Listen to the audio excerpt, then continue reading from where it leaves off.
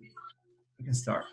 So, hello everybody, and today I wanted to talk about the keyword these and objects in JavaScript, and that's a pretty advanced topic in JavaScript actually. And I think we will not manage to do also the objects part, so maybe we will focus on the these part. And yeah, it's like 25 slides, so I think it's enough for today. And at the end of the slide, I will give you 3 exercises on JSBean, and then you can do it by yourself, and we can check them in the Slack channel. So yeah, I think that this keyword is a really nice topic, and this keyword is something that everybody think that they know how it works and they use it actually, but like it works in 90% of cases. So sometimes it doesn't work like we expect, and yeah, but we don't understand why actually, because it looks like we know the rules, but this also look like that we are ignoring a couple of rules. So let's find out what this is not. So let's start to exclude what this is not. So this doesn't refer to the function itself, and it's very important because a lot of people think that this refers to the function itself, and it's not true. And they try to use it to implement recursion in functions, but it doesn't work. And actually would be also useless since we can call the function using the function name. And these doesn't represent the state of the function. Other people, developers, think that with these you can store some information in the function, so like the state, so something temporary, and you can access it in the function and just save their information. And this is not pointing to the function object. So yeah, true, you can use it to access something that belongs to the function, but it's not the function object, so not the object that belongs to the function.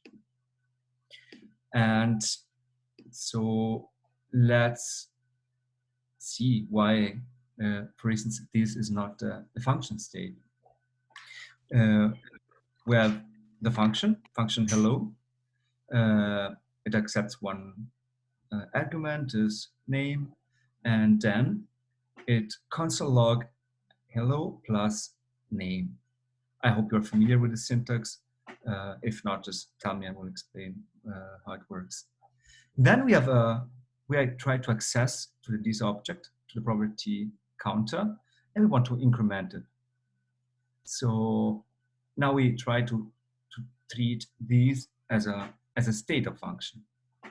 So we can access to the property counter of hello, the function hello, so it's fine.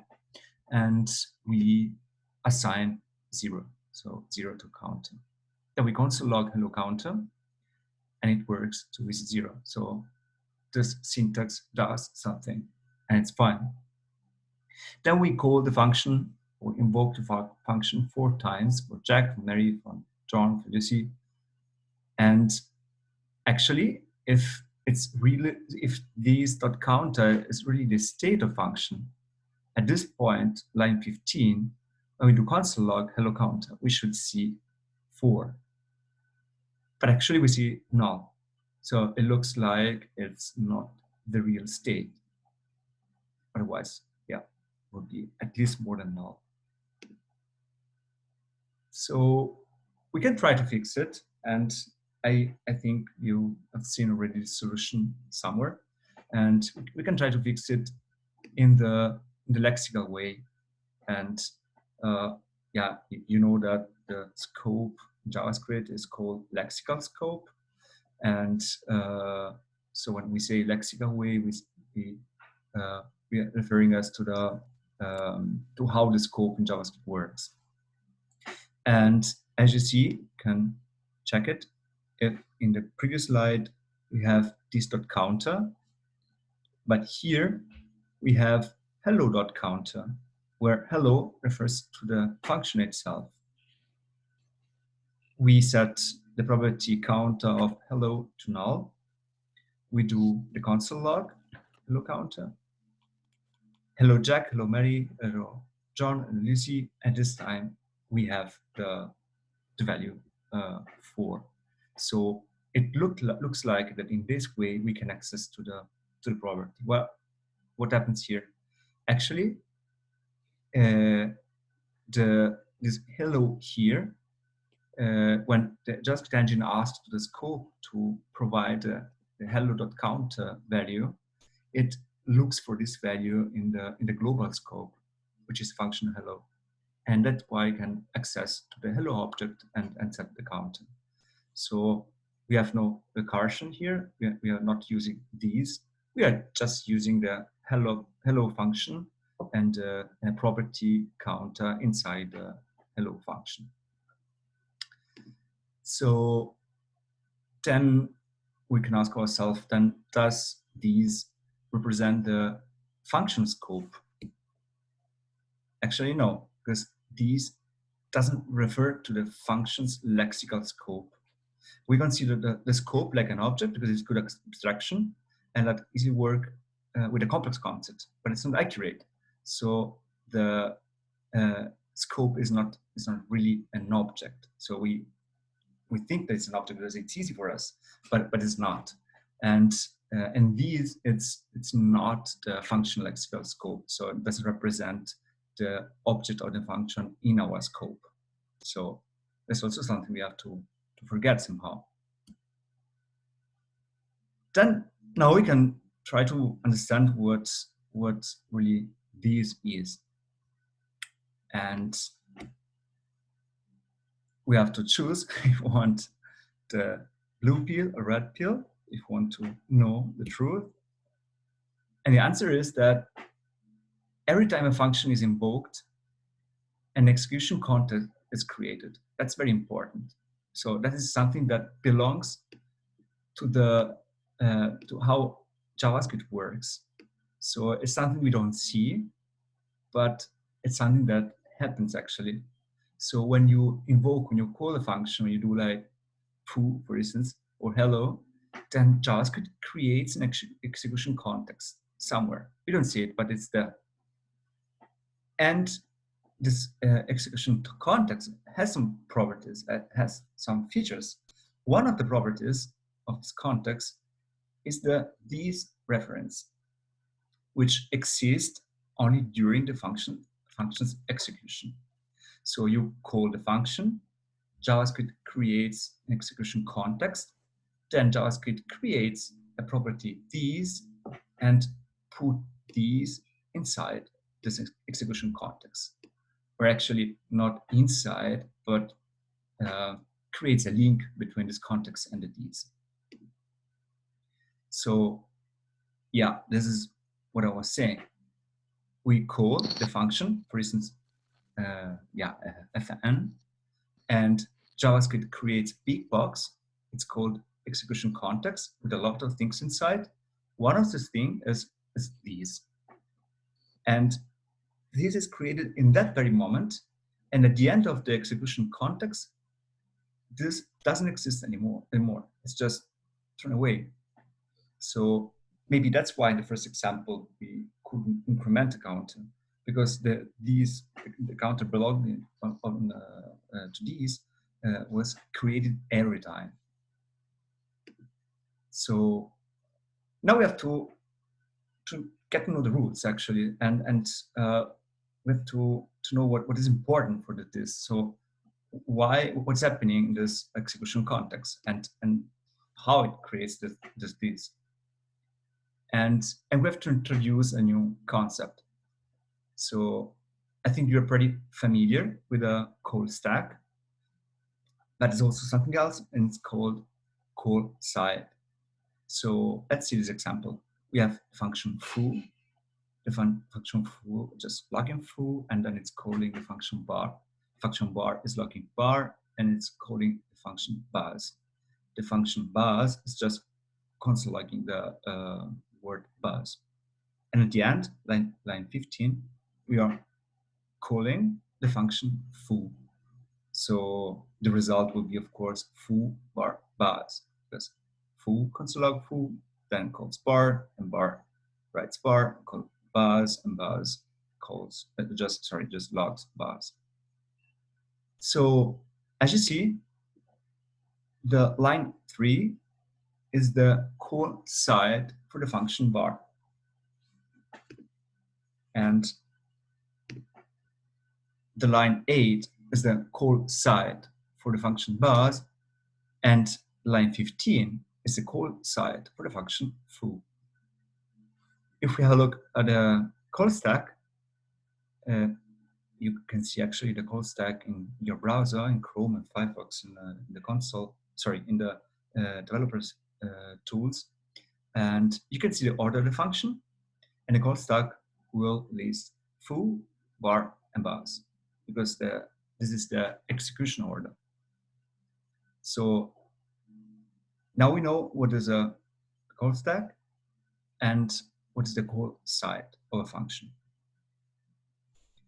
So it's also about the call side, actually. So that's why we think we understand how this works, but actually we don't know, because it's not just, I mean, creating an object in the function, or it's not just having a reference to the function itself, but it's a dynamic thing, and it depends by the call side.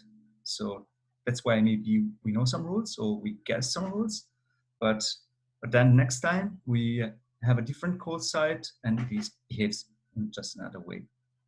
So if you want to know more about these call side and this thing, you can read this book, These and Object Prototypes, from Callie Simpson. It's for free on GitHub, or you can buy it. Yeah, it's one of the best books about this topic. And she, in this book, talked about these 4 rules. So the 4 rules about the keyword these. And you just have to learn it.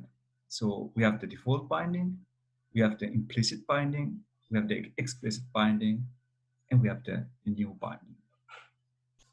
So do you have questions now? You can talk about what you've seen, or you can just go on. Okay. A question. Yeah, sure. When would we use this? Sorry? When would we use this? I can't hear you, actually. I don't know why. Oh, let's continue maybe. You can maybe type it in the chat. Oh, yeah. Anyway. Yeah, would be cool. In the meantime, I go to the first slide. And, or maybe let's check the question. Yeah. She wrote the question. When, sure. When would we? When?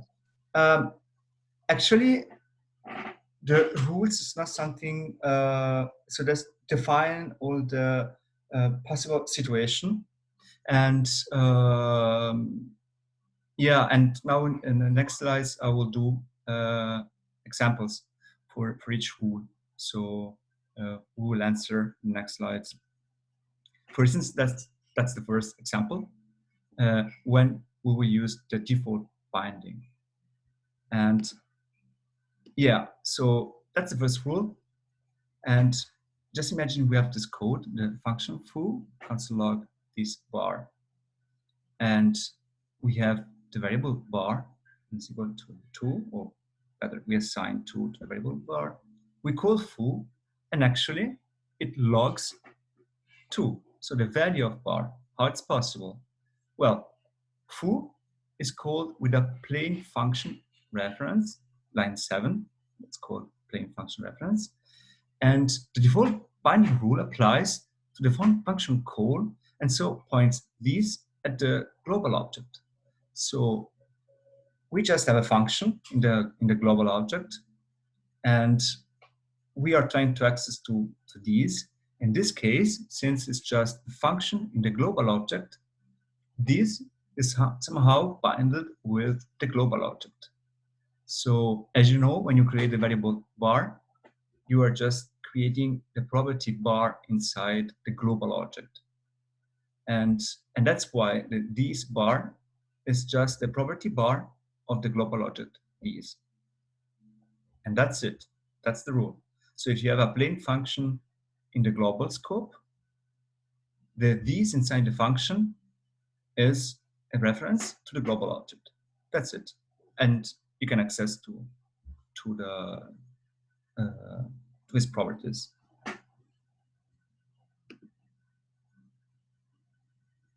Can you hear me?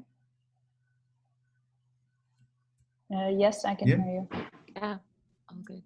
Somehow my browser doesn't work anymore. Of course, when it's not internet, it's the browser. Okay, now it works. So we have here another case, I would say. You are familiar with the strict mode and not strict mode. In the first case, it's not strict mode. In the second case, we have used strict, so we are in the strict mode. And in strict mode, the global object isn't, it's not possible to attach any variable to the global object, just creating variable. That's the rule of global object in the strict mode. So that's why when you create a variable bar, you don't have bar in the global object. And that's why when you try to access bar in, with these, which is the global object, just doesn't work and it's undefined. So for instance, in Node.js, you will never use the default binding, for instance. Let's see now the second rule. Because Node.js is has strict mode as a default. Yeah, Or- Node.js runs with strict mode by default. Okay. And actually, now everybody are using the strict mode everywhere. But yeah, since it's still possible, allowed in JavaScript to have a script not in a strict mode, then we just have to know it. Okay. Then we have the rule 2, which is the implicit binding. And yeah, there's something to read. So in this case, as you see, we have the same function foo, and is still trying to log the property bar of the object these. Then line 5, we declare an object which has the property bar equal to 2, and the property line 7 foo, we assign to it the function foo. So then we call the method or the property foo inside the object, and the result is 2. So what's happening here? We have to consider now that the call side has a context object. So line 10, we are calling this function, and it's in the context of an object. So that means even if the function doesn't belong to the object, it's not containing the object, but the call side is inside this object context. And that's why now JavaScript applies the implicit binding rule, and this is the object in this case. So that's why this dot bar is the property bar of the object. Is it okay? Yes. Yes. Let's see another example with rule 2, the implicit binding. And in this case, we are losing the this binding. How are we losing the binding? line 10, we are assigning to the variable fn the method. Oh, sorry, there's a mistake here. I'm doing object.fn, but actually I had to do object.foo, because line 7 object has the property foo. So imagine that line 10 is var fn equal to object.foo. So we are assigning this value to the variable fn, and then in line 13, we are calling it. But now the call side, it's not anymore inside the object. So it's not it doesn't have any more a context object, but it's in the global scope, let's say so. And that's why the this in this case is the global object, because we apply the default binding, and that's why it's logging 3, which is the variable at line 11, and not 2, which is the property bar at line 6 in the object of BJ. So yeah, it's pretty clear that even in the situation, the difference is just the call side. Let's see now the rule number 3, which is the explicit binding. So now it's something that we want to do. So we can force a function call to use a particular object for this binding. So now we are in charge, and we want to decide what this is. And so without putting a property function reference on the object, we have 2 methods. So almost every function, but surely all the function that you will create will have 2 methods. One method is call, and the other method is apply. They're pretty similar, just slight difference. So the method call calls a function with a given this value and arguments provided individually. The apply method calls a function with a given this value and arguments provided as an array. Let's do an example. So we have function foo. Function foo accepts 3 arguments, A, B, and C. And console log has 4 variables here. The first one is this.bar. So we are using this. And then we have the A, B, C, the 3 arguments we pass to the function. Good. Then we have an object, line 5, has a property bar, and value is as a string, hello. Then we use the method call. And the first parameter is object, and then we pass 3 other parameters, 1, 2, and 3. So what doesn't happen? It happens that call takes the first parameter, so object, and this is the these of the function. So the first parameter, in this case object, is exactly the these of the function foo in this case. And then it passes the 1, 2, and 3, so the 3 parameters as foo arguments. So inside foo, these will be object, A will be 1, B will be 2, and C will be 3. You can pass any number of arguments here, so even 10, 20, or whatever. The first one will be these, and the other ones, well, they will be just arguments for a function. The second case, we have the method apply, which is pretty similar. It's doing the same thing, but as you see, the difference is in the second argument of the apply function. So how you pass the arguments is not just comma separated, so it's not a list of arguments, but it's an array. And you can put there all the values you want. And in apply happens same thing. So object will be the these of the function foo, at least in this case. So when we call the method call or apply, we call the function, we create the execution context. And in that context, this is the object passed as a first parameter, and the arguments are the other ones. But we don't have to forget that this happens just when you use the call or the apply method.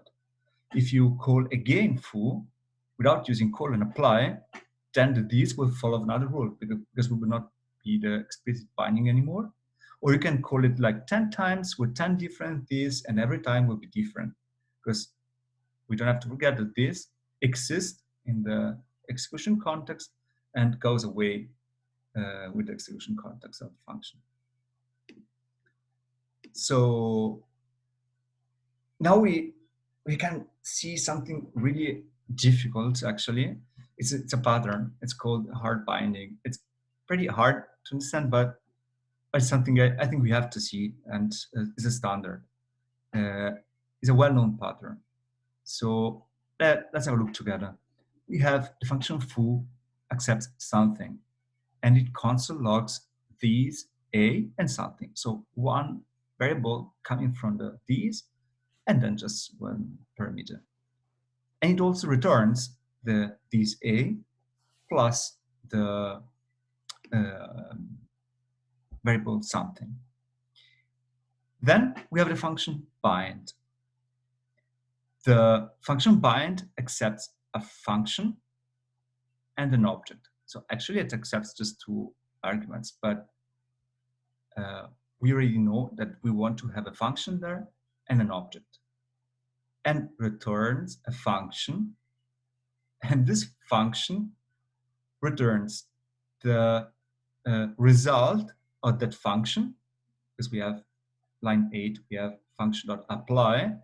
So the function that we pass on line 6 to bind, we call it in the line 8 function.apply, and we pass the object as these, and then arguments. Arguments is a special variable in JavaScript, I think you know it, and is kind of array, but it's not a real array, so it's an array-like variable, and contains all the arguments.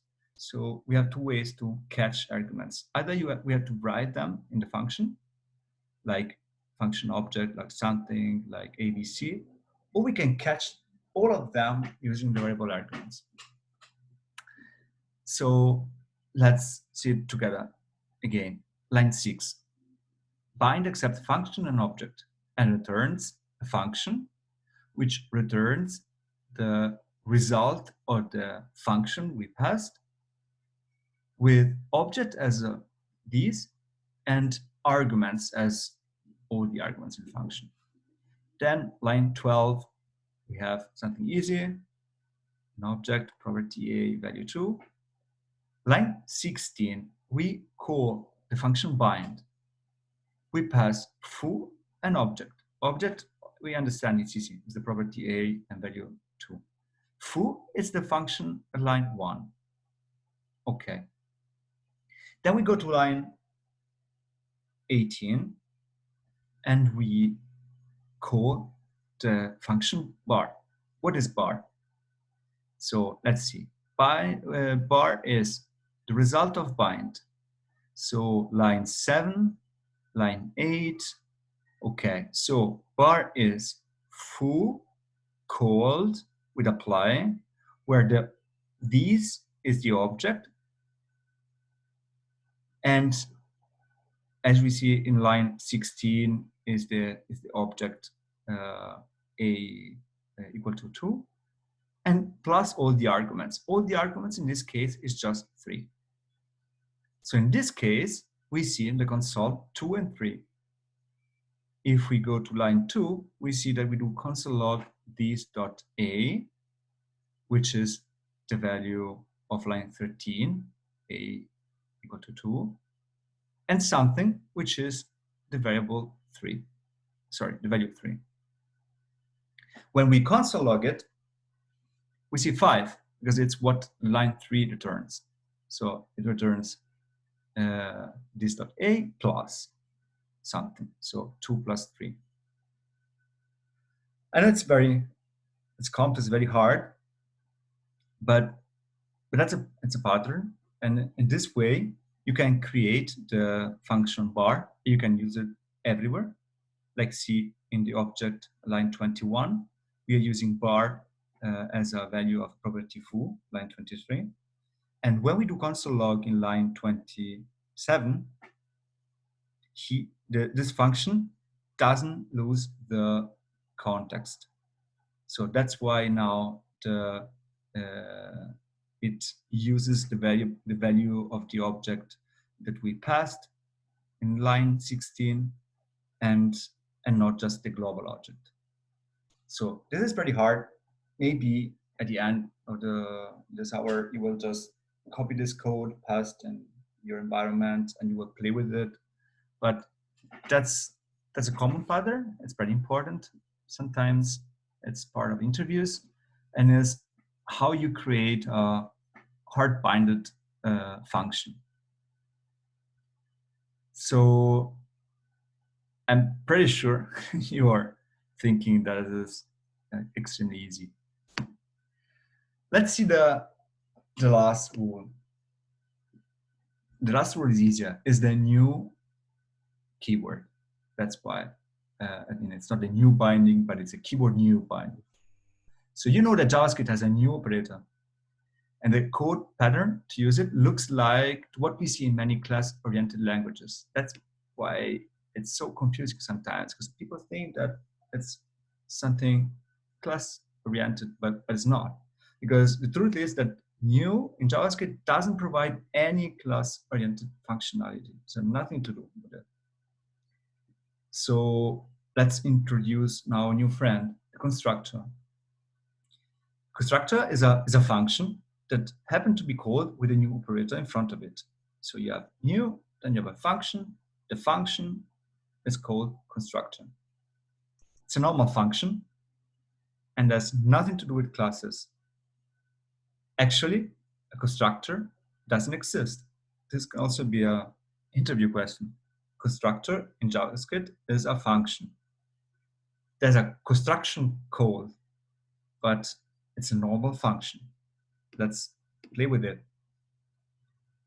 So what does happen when a function is invoked with a new keyword in front of it?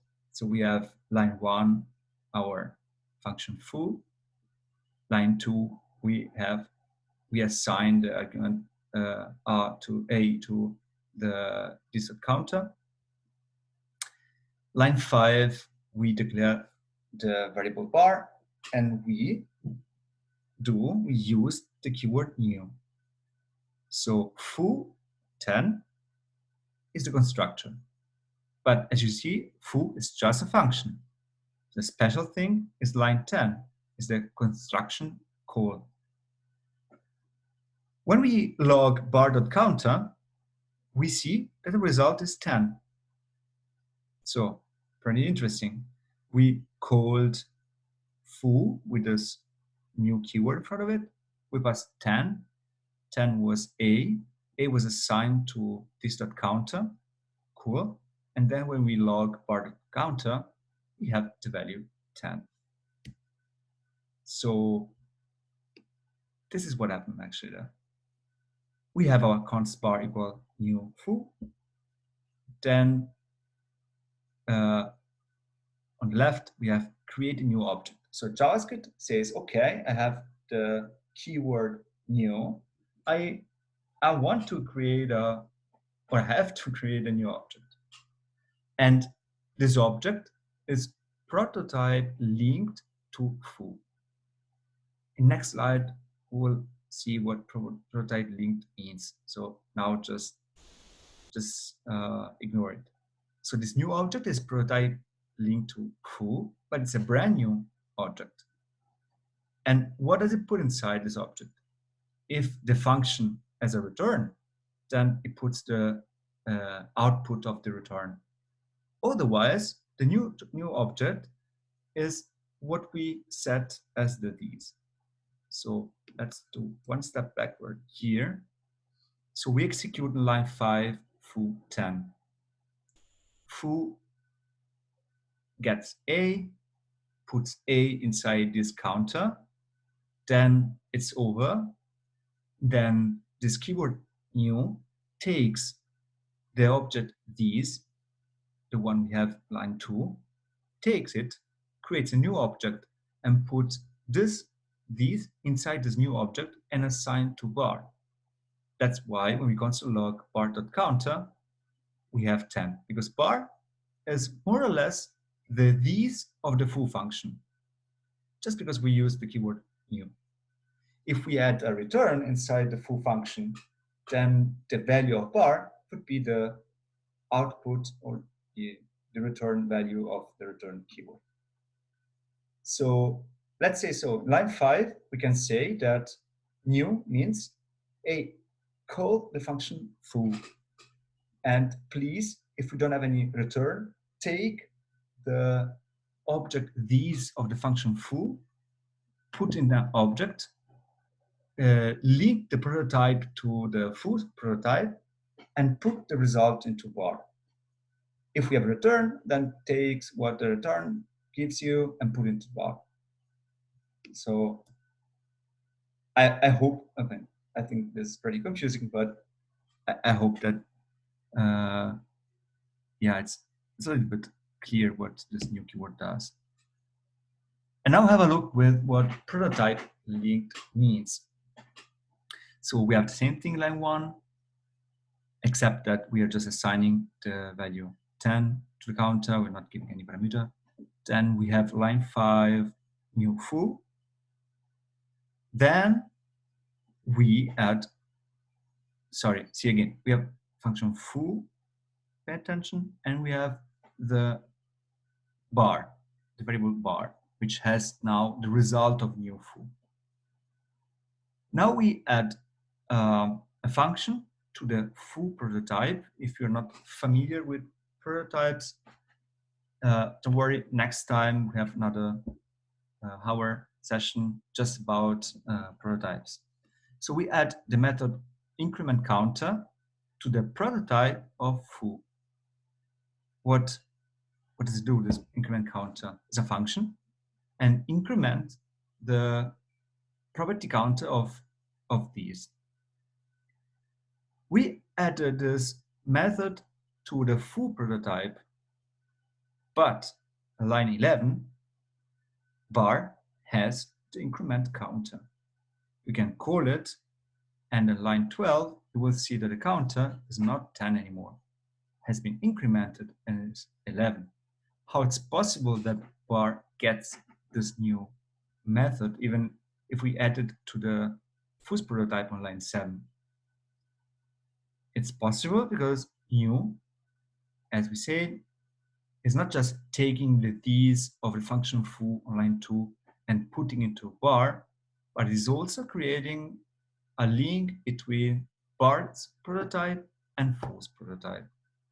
So if you add something to the foo's prototype, the bar prototype will get it. I mean, it's not exactly like this. We will see when we will talk about prototypes, but if you add something to the foo's prototype, bar can use it. So let's see the last thing, last feature, and it's something you all know, and I'm pretty sure that you love to use, is the arrow function. I have a question. Yeah, sure. For the previous slide. Yeah. So what is the purpose of actually putting something like this dot counter into a function? Is it so that you could later call the construction function and then have this be changed to the other object, or you mean why we have counter or why we have increment counter? Well, why would you use this dot something? In this case, we have this dot counter equals 10, but because yeah, in this case, of course, it's useless because it's static, so it's just 10. So actually, it doesn't make sense. But you could have there actually a lot of things. You can have other functions, and yeah, you can have dynamic things you want to use in your functions. And this example, of course, is pretty useless. But I don't know if you are building up a car object. Maybe Mhm. you want the color of the car, or you want number of the doors, or you want the price, how to calculate the price, and then you want to create a new car, which is not a generic car, but maybe is specific car, like, I don't know, a smart. And when you create it, you want to pass this information to the constructor, and you don't want a generic car, but you want a specific one. So you get the generic one plus values of a specific one, for instance. I think it's not 100% clear because this example is too generic. But we can have a specific example later if you want. Okay, thanks. Welcome. So yeah, about the arrow functions, you all love it. So people love it, and some people call it hipster syntax, and basically a lot of people think that even I heard in interviews that arrow function is just another way to write functions and a short way to write it, but it's not like this. Arrow function has a lot to do with this. And an arrow function is a function, and then there's the fat arrow operator, and doesn't use any of the 4 these rules. It just uses the lexical way of getting a variable. So let's see the function foo. It's returning an arrow function a. We are console logging a there. Then we have just object 1, we have the object 2. Difference is just the value of property a. We have line 17. We do foo call object 1. So we want to call the function foo, and we force it to get object 1 as these, keyword these. Object 1 would have property a equal to 2. But then we see that line 18, when we call it, so which is bar would be the arrow function, and we pass that object 2, for instance, it console log 2 and not 3. So what does it mean? It means that you can't force an arrow function to get a these. The these will be just as a normal access to a normal value. So if it doesn't have it inside, use the lexical scope, goes 1 level up, and tries to see if there's this value. Then level up till the global scope, and if you're in strict mode and it's not there, then it throws an error. So let's say is a new rule, and the arrow function has its special rule. The rule is there are no other rules. The these is just a normal variable. I would say there's no these there. And if you use these inside an arrow function, actually it consider it as a variable, so we'll ask to the parent context if this parent context has a this keyword. Yeah. But in the last, so on line 18, you call, we write bar.call object 2. Yeah. And it gives 2, but where did it get the yeah, you're from? right. You're right. No, it's 3 and not 2. Sorry.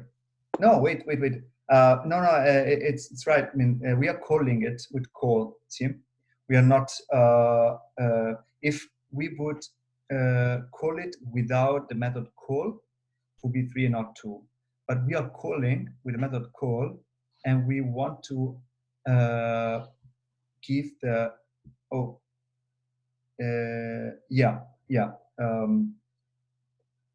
so we are trying to force bar to have, yeah, I understand now. I get it. okay. Yeah, Okay, thanks. just for everybody, we force bar to have this these as object too, but the function, arrow function inside bar, which is the line 3, 4, and 5, ignores the call and say, no, I don't want any these objects. So thank you, you can call the method call, but I will ignore the object too. And so I don't have a inside, so I get the a I can find, and the a I can find is a of function foo, which has the object 1 inside. And another example to understand how the arrow function works is the classical set timeout. Set timeout needs what's a function as a first argument, and then second one is the milliseconds. So after 100 milliseconds, it will call the function we pass, the arrow function we pass. And we want to console log this a inside the arrow function. We have the object 2 with property a equal to 2. Line 12, we call the function foo. We use method call. We pass the as these the object. And what happens here? That when it goes to line 4, the arrow function has to find these. But since the arrow function doesn't have a these, the lexical scope normally asks to the parent, which is foo, hey, do you have a variable these somewhere? And foo says, actually, yes. And someone gave me the object obj at line 12 as a these, and it happens to have the property a. And the arrow function says, okay, thanks, give it to me, and I will console log the property a of the variable these, of the object these. But this is not being created in the arrow function execution context. The arrow function doesn't have this sorry, doesn't have the keyword this, and it treats it as a normal variable. You can do a foo bar. Since the function doesn't have it, the scope asks to the upper scope, which is foo, and tries to find the variable there. And that's it, actually. So I have 3 exercises for you, and as always, we can do it, and then we can share the information or the results or the questions in the Slack channel. And I would like to show them to you. I'm using JSP because it's pure JavaScript thing, and it's pretty easy. You have on the left side the code and the right side the console. And if you have an account, you can fork, let's say, so the code, and you can save it and export back. So you can share your solution if you want. That's exercise 1. We have a function say hello, and it's logging hello this name. And then we have a to-do. So please don't change the function. That's the exercise.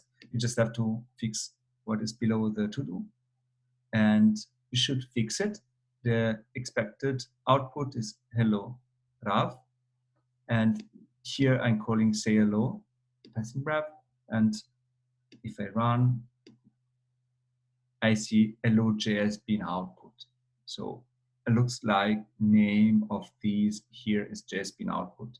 So that's a bug, and as a developer, you have to fix it. And yeah, just below the line to do. So don't change the first function. Then we have the second one.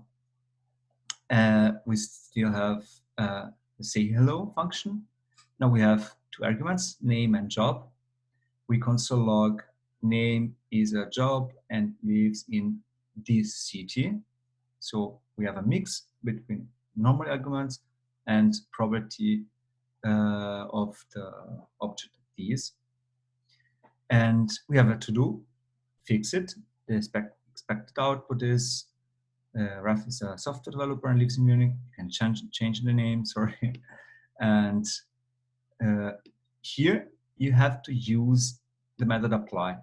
So solution is somewhere here inside this apply. And then we have the third exercise. We have a book. The book has a title and in pages. And we assign the argument title and pages to the property of these title and pages. Then we create the foo book, which is a new book. So we have a construction call or the function book. We pass in the first case foo and 10, in the second case bar and 20. Then we have two console logs. We have foo book and bar book. Get log title is a method. We call it. And the expected result is foo, 10 pages, and the second result would be bar, 20 pages. But as you know, and as you see, there's no get log title method there. So you have to create it somehow. But you can just create one function and assign it once. So that's the assignment, and that's the function. You can do whatever you want. You can do an object, blah, blah, blah. You can do it, I don't know, like this way, as you want. But at the end, it's just, you can declare a function once and you can assign it once. And yeah, and this is the expected result. And yeah, the solution are in the slides actually. So I will send you the slides in Slack channel so you can use it.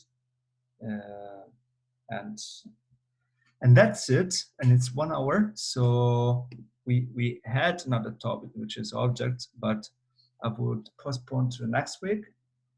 And yeah, I would like to do the object and prototypes. That would be just an hour. So maybe too much for today. So yeah, connection worked, internet worked, pretty happy. So now it's your turn.